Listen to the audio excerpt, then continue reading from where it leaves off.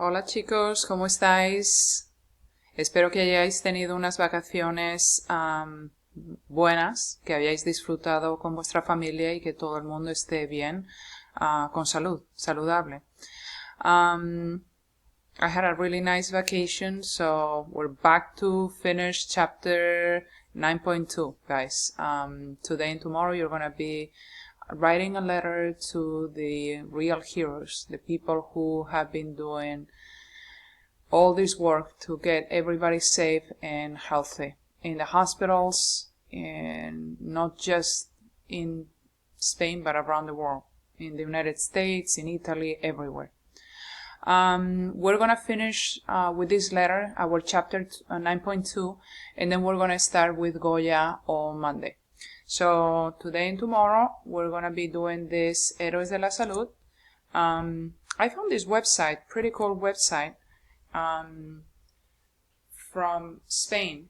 And as you know, the coronavirus has been affecting Spain in a really, really awful way.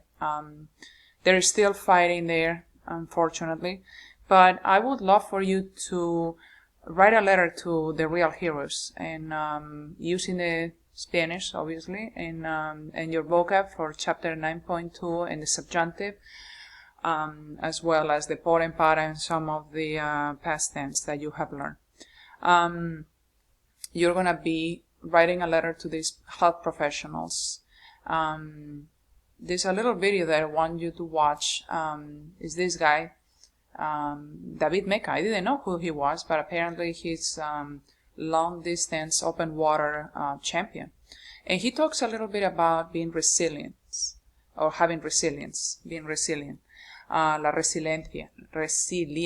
It's actually a difficult word even in Spanish. Listen to the video, and he talks about, working as a team, looking for examples in people, overcoming obstacles. You can find all of this in this slide in this Google Docs and Google Slides, sorry. And then if you scroll a little bit down, once you open the Héroes de la Salud, I want you to scroll down because he's gonna be a little bit down here, okay? And then you have to click to the right and you will find him, David Meca, right here, okay? Think about what he says: working as a team, looking for examples in people, overcoming obstacles, and what's important to have resilience in this time right now, and who's a hero for you. Here you have all the things that you need to include in the letter. Obviously you can write this by yourselves and understand what is needed, but one of the things that I wanted to tell you guys is that the subjunctive is something that you have to still work at. I corrected your or I saw your homework, and it was good, but you still have problems with the difference between indicative and subjunctive, okay?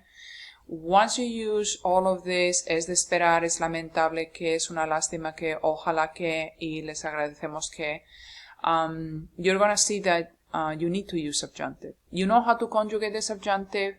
Yo form, chop off the O, reverse the endings. Have your passport in front of you, and please conjugate right. When you're explaining, certainty or facts, things that you're doing right now, everything else, you're gonna use the indicative. Do not use translators, as it clearly says here. You can only use word reference. When I saw your Premios de la Paz and Dictadores, and they were really good, I have to say that the people who got perfect score, 16 out of 16, is the people who were doing using the expressate expressions and the vocab words, okay? That's how you get a perfect score, and that's what we're here for. Use the language, use the vocab that we're saying.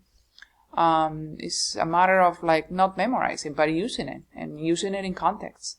You're gonna write this letter from the bottom of your heart. This is de vuestros corazones.